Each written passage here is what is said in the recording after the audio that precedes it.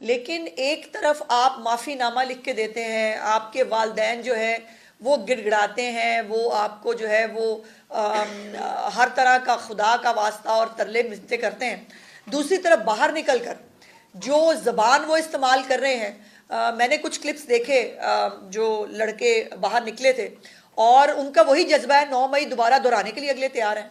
تو پھر میرا سوال یہ ہے کہ یہ کیا ان کو کسی رعایت کا ان کو مستحق ہونا چاہیے، یعنی یہ بہت بڑا سوال ہے. یہ سوچا جانا چاہیے کہ اگر اب بھی وہ 9 مئی جیسے فساد دوبارہ کرنے کے لیے تیار ہیں تو معافی کس چیز کی؟ ان کو معافی نہیں ملنی چاہیے.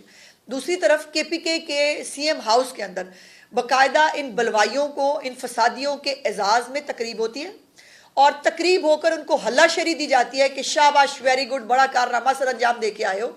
اور میں سمجھتی ہوں کہ اس قسم کے اقدامات کے ساتھ اب اگلے آنے والے دنوں میں اگر کسی کے لیے کوئی ریلیف بنتا تھا، اگر کوئی بچے، ان کے والدین اگر اپنے کسی ریلیف کے مستحق ہوتے تھے تو مجھے لگتا ہے ان کے دروازے بند کیے جا رہے ہیں.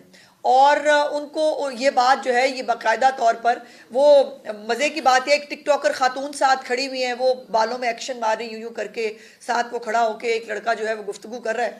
اور میں سوچ یہ رہی تھی کہ جہاں جس ملک کی، جس ریاست کے جو ہے وہ عالم یہ ہو کہ جو بلوائی ہیں وہ نہ صرف آپ کو جو ہے وہ دندناتے ہوئے دکھیں، دوبارہ دھمکیاں دیتے ہوئے دکھیں، کیا اس جیسی جماعت اور اس کے لیڈر کے لیے کوئی رعایت ہونی چاہیے یا نہ ہونی چاہیے؟ چونکہ یہ رعایت جو ہے یہ پاک فوج کی طرف سے آئی ہے، میرا خیال ہے ان کو بھی اس کے اوپر دوبارہ سوچنا پڑے گا.